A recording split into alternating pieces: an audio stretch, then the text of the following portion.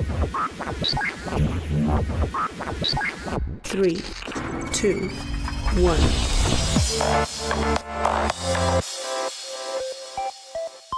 Bonjour à toutes et à tous et bienvenue. Je suis Sandrine Fourier et je suis ravie de vous accueillir pour cette nouvelle série de podcasts Parlons Leadership que vous propose l'Université Groupe EDF du Management. Il s'agit d'une nouvelle chronique UGM pour parler de leadership avec des témoignages de personnalités du groupe. L'objectif est d'inspirer les managers, les équipes EDF sur l'ADN de l'ambition de leadership. Ouverture, engagement et authenticité. Et pour animer ce podcast, je suis accompagnée de ma collègue Stéphanie Kong. Salut Stéphanie. Salut Sandrine, je suis très heureuse de lancer ce podcast à tes côtés. Et merci à tous ceux qui nous écoutent. On espère que vous allez apprendre autant que nous au contact des leaders EDF que nous allons rencontrer à chaque épisode. Donc de belles découvertes en perspective grâce à leur vécu et témoignages sur leur propre leadership.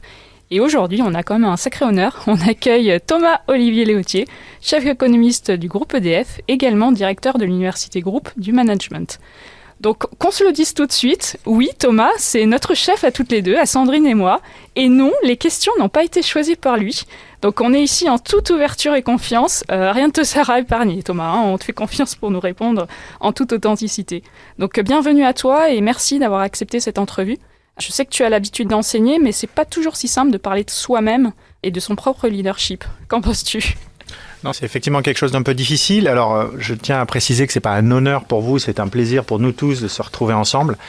Et donc, je suis très content de parler avec vous, d'échanger sur le leadership, qui est un sujet, je vous en parlais un peu plus tard, sur lequel j'ai commencé à réfléchir assez tard et sur lequel j'ai beaucoup appris récemment. Et donc, je suis très heureux même de partager tout ce que j'ai pu apprendre avec vous. Et puis, je suis très heureux de cette initiative de faire parler des leaders. Et donc, ce qui prouve que vous développez votre leadership et vous montrez votre leadership en créant des nouvelles opportunités, des nouveaux endroits tous les jours. Merci beaucoup Thomas. Alors pour ceux qui ne te connaissent pas et qui nous écoutent, en fait, je vais te présenter très brièvement. Tu as une carrière assez riche, variée, très très variée. Alors tu as été l'auteur de plusieurs ouvrages et tu es spécialiste de l'économie. C'est comme ça d'ailleurs qu'on s'est rencontrés. Tu faisais découvrir l'économie aux talents d'EDF. Tu as été professeur des universités en sciences de gestion à l'université de Toulouse et directeur de recherche aussi à TSE, Toulouse School of Economics. Avant de rejoindre EDF en 2017, tu as été aussi consultant dans le marché de l'énergie chez McKinsey, directeur des risques chez Alcan, et tu as occupé des fonctions à la Banque mondiale. Donc on a vraiment une carrière extrêmement variée, un grand écart facial à la Jean-Claude Van Damme. Donc je vais te poser des questions sur ton parcours finalement. Après ce parcours-là, sachant que tu as été quand même formé à Polytechnique et au MIT, première question, pourquoi EDF ? C'est une excellente question. La caractéristique de mon parcours, et c'est exactement quand tu parlais de grand écart, tu as tout à fait raison, il y a deux thèmes qui m'intéressent. Le premier, c'est de faire avancer la connaissance. Donc, j'ai été très heureux comme chercheur, à la fois quand j'ai fait mon doctorat au MIT et quand j'étais plus tard à l'école d'économie à Toulouse. Donc, de faire avancer la connaissance, de comprendre comment le monde fonctionne. Donc, ça, c'est quelque chose qui est important pour moi. Puis, un autre aspect, c'est aussi de faire avancer des collectifs, d'avoir un impact sur le monde. C'est-à-dire non seulement de le comprendre, mais d'agir sur le monde. Et pour agir sur le monde, c'est rarement dans l'enseignement qu'on fait ça, c'est dans l'interaction avec des équipes, dans les collectifs, appartenir à une grande entreprise. Et donc, rejoindre EDF, c'était pour moi le moment, donc j'avais un peu moins de 50 ans. Après toute cette phase de compréhension, j'avais fini d'écrire mon livre. Maintenant, de mettre ça en pratique et de l'appliquer et de rejoindre un collectif, une entreprise qui va agir et non plus essayer de comprendre et de réfléchir au monde. Quand tu es arrivé à EDF, finalement... Tu venais d'un autre univers, l'univers académique, tu avais vécu un univers plutôt de la consultance, peut-être un petit peu plus difficile. Qu'est-ce qui t'a marqué comme différence culturelle en fait, d'entreprise entre toutes tes expériences ? Il y a deux aspects, mais qui sont un peu reliés. Tous les mondes dans lesquels j'ai été, donc que ce soit McKinsey & Company, qui est une firme de conseil, ou que ce soit l'école d'économie à Toulouse ou le MIT. Et Alcan, en fait, j'y suis pas resté très longtemps et je me suis pas vraiment fait l'effort d'appliquer un leadership à ce moment-là. Mais donc, tous les mondes dans lesquels j'ai été, c'est des mondes qui sont où le leadership est purement intellectuel. C'est-à-dire l'esprit qui parle à l'esprit. C'est-à-dire que quand tu fais de la recherche, tu essaies de comprendre des choses et donc tu utilises ton esprit pour comprendre le monde et quand tu interagis avec tes pairs, c'est purement l'esprit qui parle à l'esprit. Donc, tu leur montres des équations, tu leur montres des chiffres, tu leur montres des résultats, et les types te disent « Ah bah oui, c'est bien, c'est pas bien, etc. » Donc c'est comme ça. Et le conseil, c'est ça. Quand tu es consultant chez McKinsey, tu vas voir le PDG, tu lui dis « Bah voilà, il faut que vous entriez dans ce marché, il faut que vous fermiez telle porte, il faut que vous fassiez ça. » Donc encore une fois, ce qu'ils attendent de toi, c'est juste que tu leur présentes une vision du monde claire dans laquelle eux peuvent se retrouver. Donc c'est l'esprit qui parle à l'esprit. Quand on arrive dans un collectif comme EDF ou comme toutes les entreprises, ça suffit pas. Il Il faut que les cœurs et les corps parlent au cœur et au corps. Le leadership dans une entreprise, c'est pas juste je vous donne la voie et je vous dis c'est là qu'il faut aller, ça suffit pas. C'est d'embarquer les gens, de s'insérer dans le collectif et puis de progressivement amener le collectif à se déplacer. Mais ça, c'est vraiment le cœur et le corps qui font le travail, c'est pas juste l'esprit. Et ça, pour un prof de fac comme moi, quand tu arrives, c'est juste incompréhensible.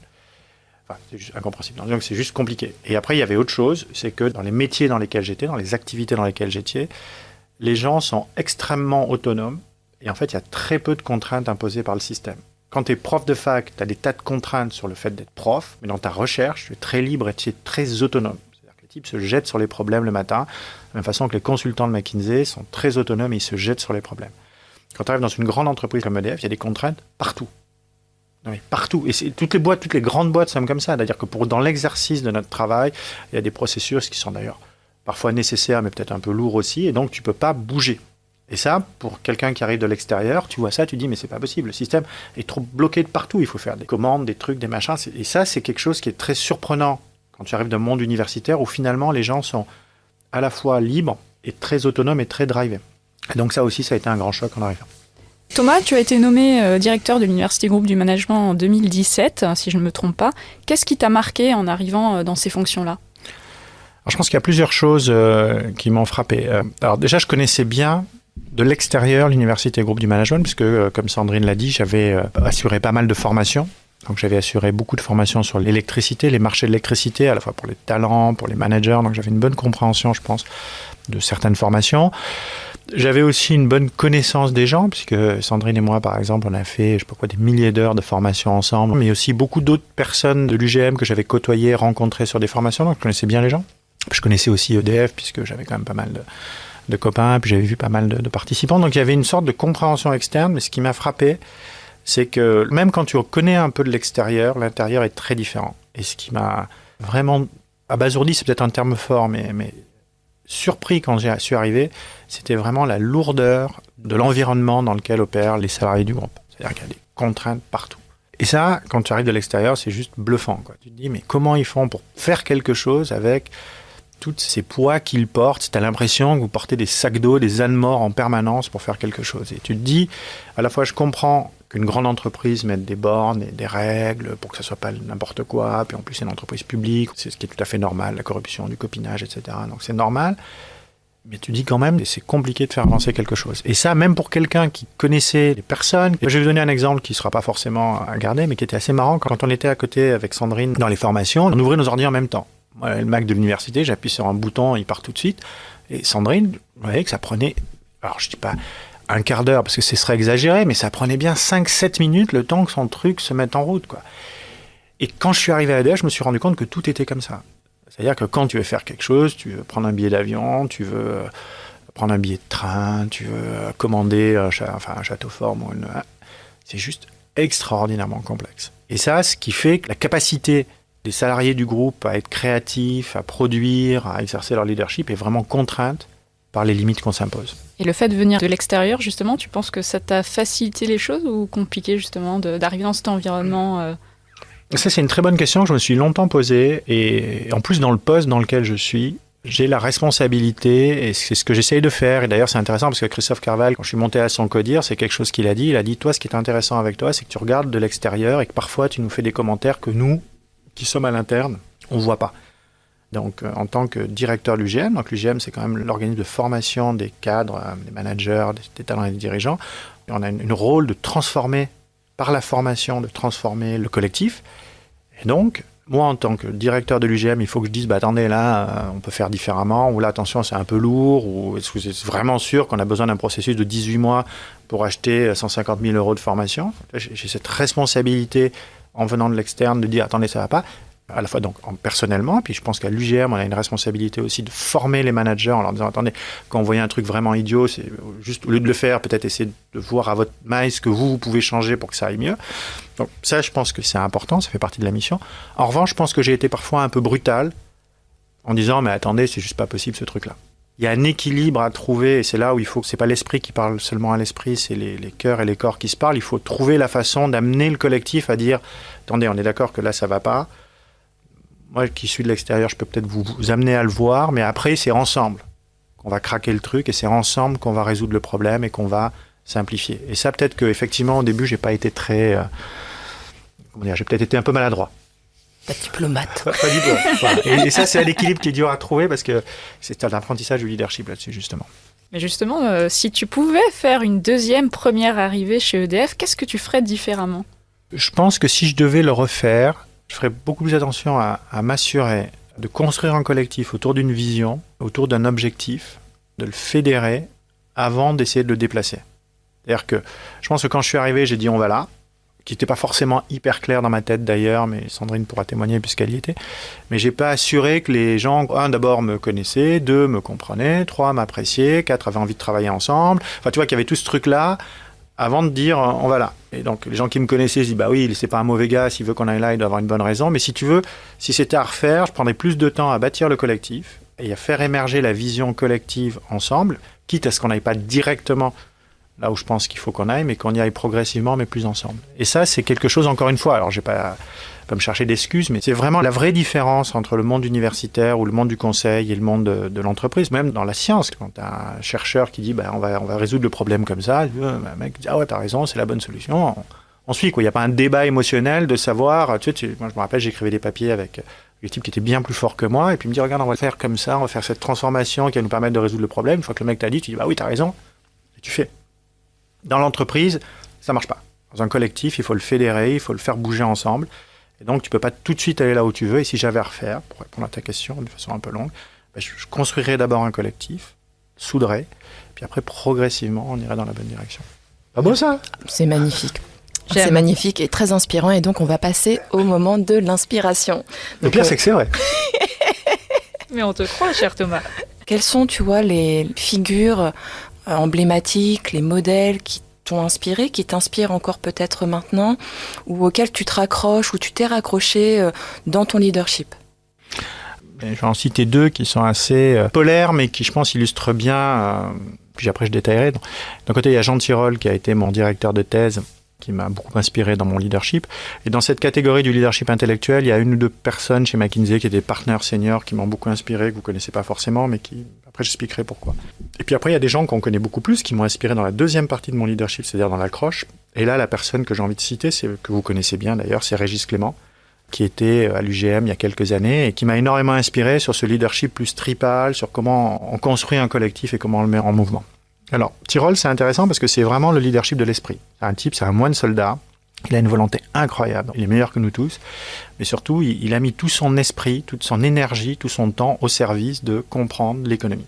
Ça te rend humble de voir cette intelligence toujours au service de comprendre mieux, de faire mieux avancer le monde. Et vous voyez, il vient de publier son rapport avec Olivier Blanchard, que j'ai eu aussi comme prof au MIT, qui sont des gens extrêmement brillants. Et dans son rapport, moi je connais un peu Jean, ce qu'il dit maintenant, c'est moi, j'ai bien compris l'économie et je veux partager cette connaissance avec le reste du monde dans l'espoir d'améliorer le monde. C'est des gens qui sont très, très inspirants par leur capacité à comprendre, par leur désir d'améliorer, par leur honnêteté et puis par la façon qu'ils ont de clarifier des problèmes. C'est-à-dire, Jean, il prend des trucs super compliqués et puis il les écrit d'une façon simple, il les exprime avec des mots simples. Donc, c'est vraiment un leadership qui est le leadership de l'esprit, de prendre des problèmes compliqués, de les simplifier, de les comprendre suffisamment pour les simplifier, c'est extraordinaire.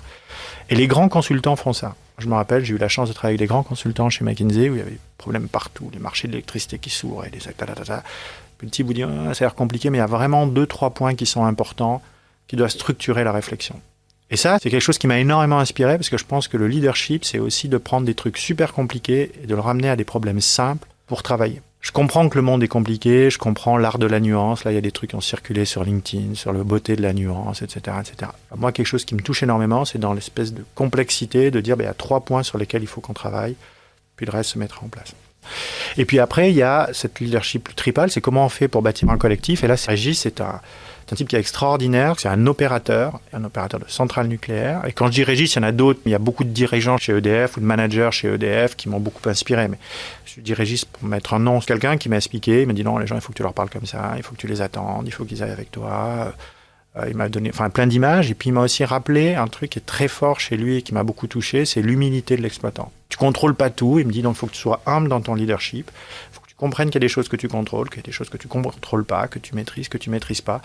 Il faut que tu acceptes, que tu vives avec et que tu assures comme ça. Et ça m'a énormément permis de pivoter vers l'autre partie du leadership. Et quand je dis Régis, encore une fois, il y en a d'autres que vous connaissez, avec qui j'ai beaucoup travaillé, Cécile Létoffé, enfin il y a plein de gens que vous connaissez qui m'ont, à chaque fois, par petites touches, moi, la façon dont je fonctionne, et je pense qu'on est tous un peu comme ça, c'est parfois par petites touches. C'est une réflexion que te fait quelqu'un qui te dit « Ah, il y a peut-être quelque chose » et que tu l'intègres dans ton processus de réflexion et puis tu progresses comme ça.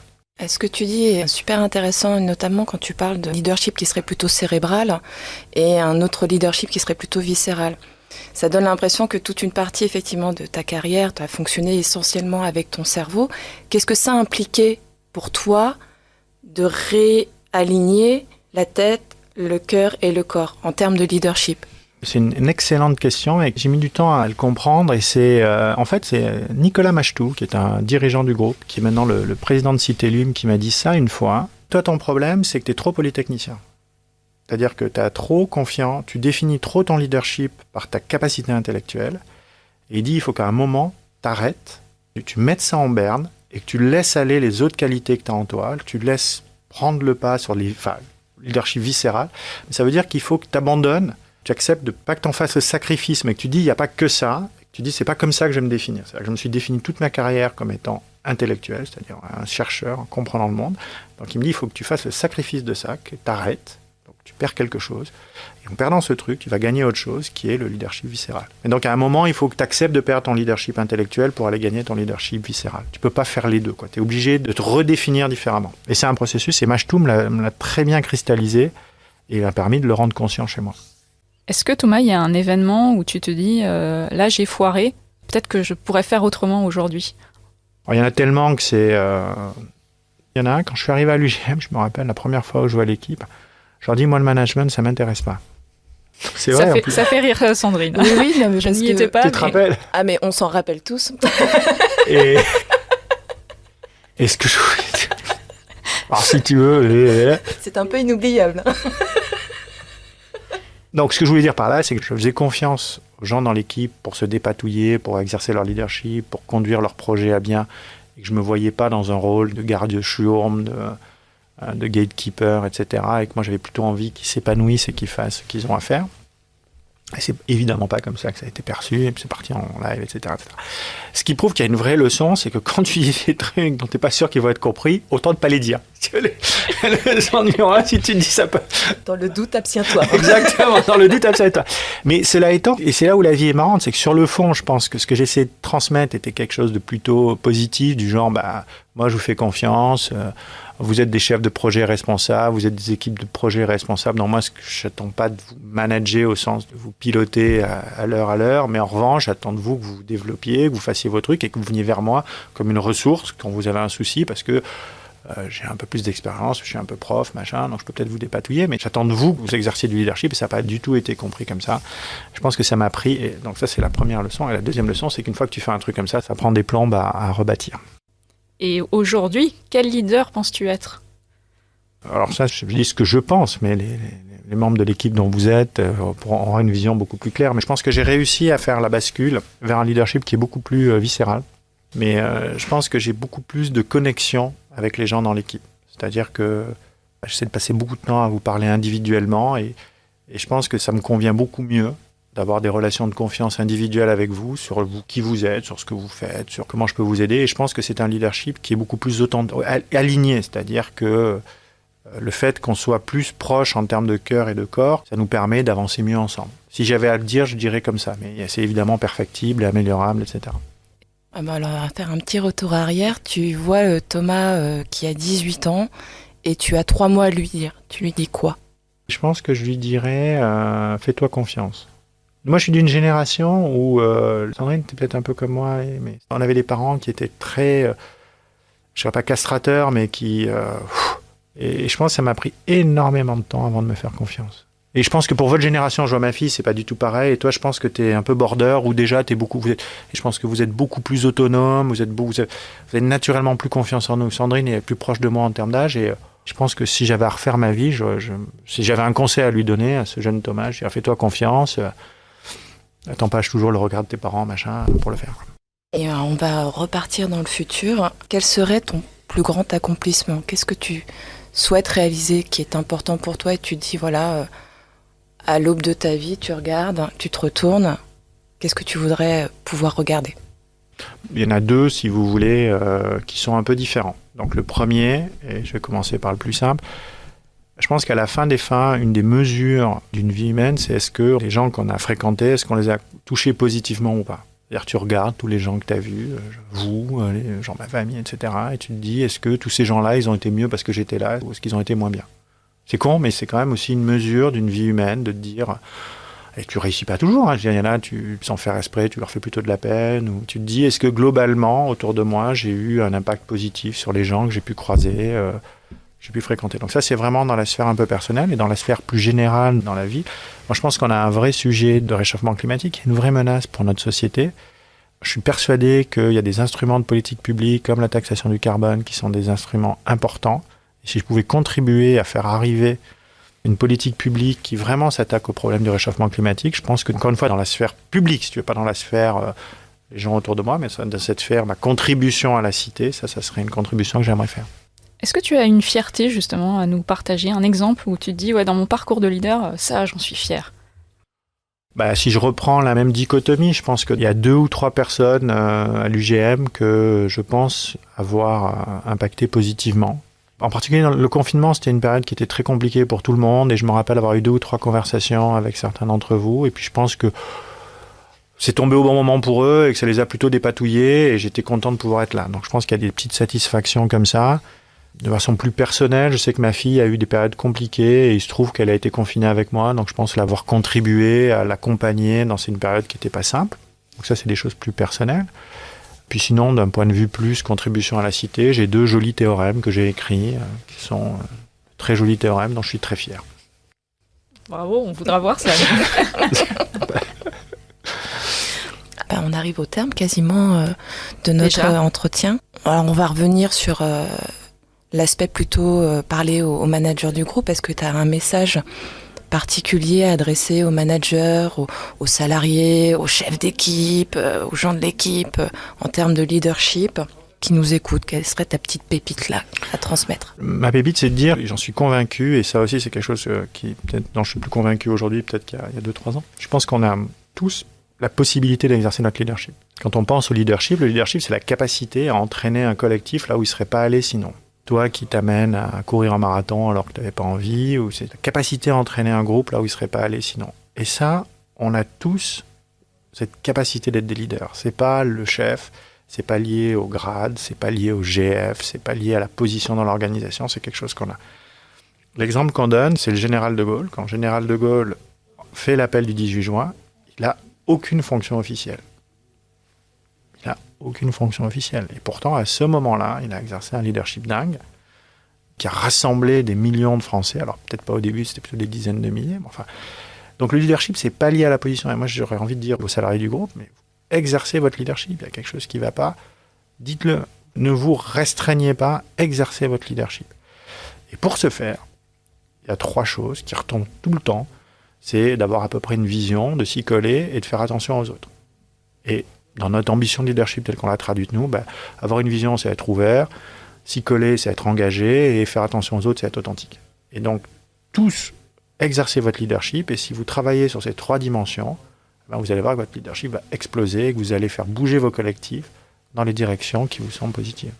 Un grand merci Thomas, Je t'en prie. Vraiment. Je vous en prie. Sandrine, merci à tous pour votre écoute, pour ce premier podcast Parlons Leadership qu'on lance dans le cadre du déploiement de l'ambition de leadership du groupe EDF. Je remercie aussi Régis Monraisin et Mike Heckel qui offrent dans les coulisses de ce podcast. Merci Sandrine. Merci Stéphanie, merci Thomas. Merci à tous, merci. Et merci aux copains de la DRH Group qui nous ont prêté tout le matériel. À Merci bientôt beaucoup. pour le 2e épisode.